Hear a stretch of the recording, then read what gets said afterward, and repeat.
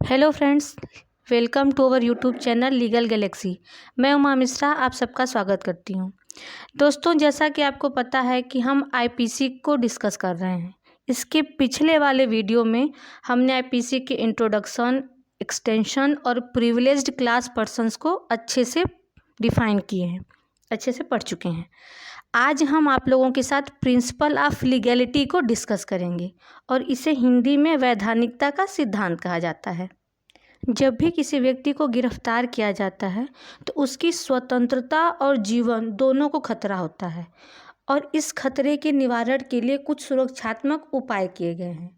और ये जो सुरक्षात्मक उपाय हैं वह लगभग सभी देशों में कार्य करते हैं और इसके लिए हमारे यहाँ कुछ नियम बनाए गए हैं, कुछ सिद्धांत बनाए गए जिनका पालन किया जाता है और कुछ सिद्धांत जो हैं वह नेचुरल जस्टिस पे भी आधारित हैं। एक लैटिन टर्म है नल्लम क्राइम साइन लेगे नल्ला पोइना साइन लेगे, अर्थात कि बिना विधि के किसी व्यक्ति को दंडित नहीं किया जा सकता। और यह जो लीगल टर्म है, जो लीगल सूक्ति है, यही वैधानिकता के सिद्धांत को और अच्छे से एक्सप्लेन करता है।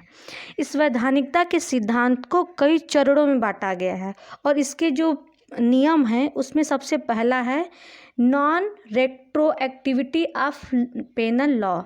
इसको हिंदी में बोला जाता है कि दांडिक विधि भूत लक्ष्य नहीं होनी चाहिए। दूसरा है penal status should be construct strictly, मतलब कि दांडिक विधि की कठोर व्याख्या की जानी चाहिए। थर्ड है सर्टेनिटी इन लेजिस्लेशन, अर्थात विधि विधानों की निश्चितता। और फोर्थ है एसेसिबिलिटी ऑफ द लॉ, अर्थात विधि की अधिमान्यता। अब हम इन चारों को एक एक करके और अच्छे से समझने की कोशिश करते हैं।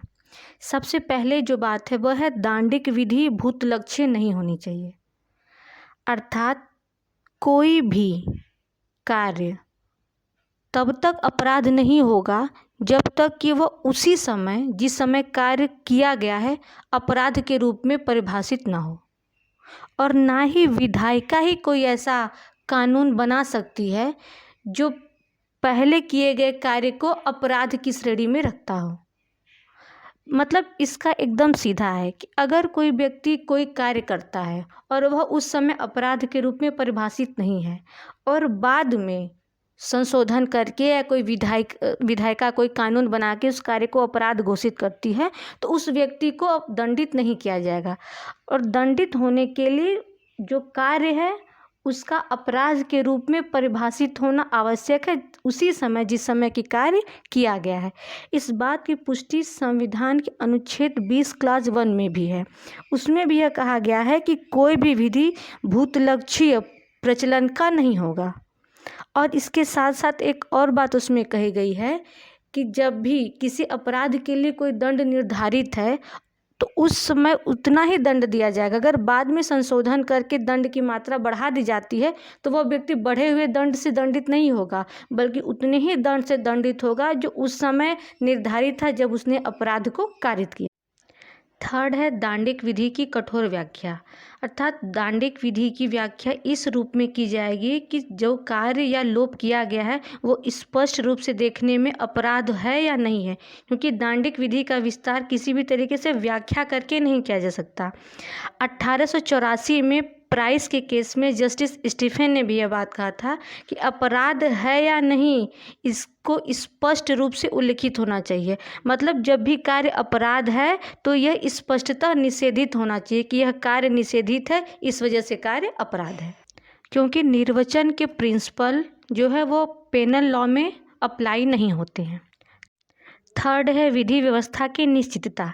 जैसा कि हेड नोट से स्पष्ट होता है कि निश्चितता वर्ड यूज किया गया, मतलब लॉ को एकदम सर्टेन होना चाहिए कि जो कार्य है वह अपराध है या नहीं। अगर स्पष्ट रूप से कार्य को अपराध घोषित किया गया है तब तो वह अपराध होगा, अदरवाइज वो अपराध नहीं होगा। क्योंकि किसी भी तरीके से एक्सप्लेन करके या जज के पॉइंट ऑफ व्यू से उसको क्लियर करके अपराध घोषित नहीं किया जा सकता।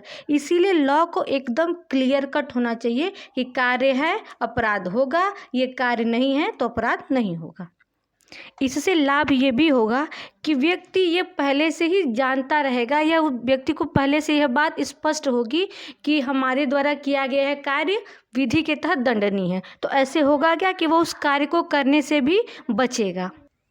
फोर्थ है विधि की अधिगम्यता, एसेसिबिलिटी ऑफ द लॉ। यह बात जो एसेसिबिलिटी है वो एकदम क्लियर है कि विधि को जो है वो सुगम्य और सुबोध होना चाहिए, अर्थात इसे एसेसिबल और इंटेलिजिबल होना चाहिए।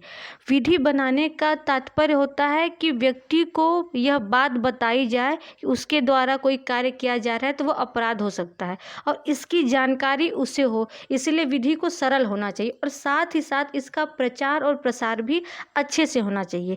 राज्य का भी यह दायित्व है कि वह विधि को प्रसारित और प्रचारित करे, ताकि आम जनता तक भी यह बात पता चले कि कौन सा कार्य अपराध है, कौन सा कार्य अपराध नहीं है, और उस आपराधिक विधि को एक सरल और स्पष्ट शब्द में होना चाहिए, जिससे सामान्य व्यक्ति भी बातों को समझ सके और उन कार्यों को करने से अपने आप को रोक सके, या उन गतिविधियों में संलिप्त होने से बच सके जो कार्य अपराध है।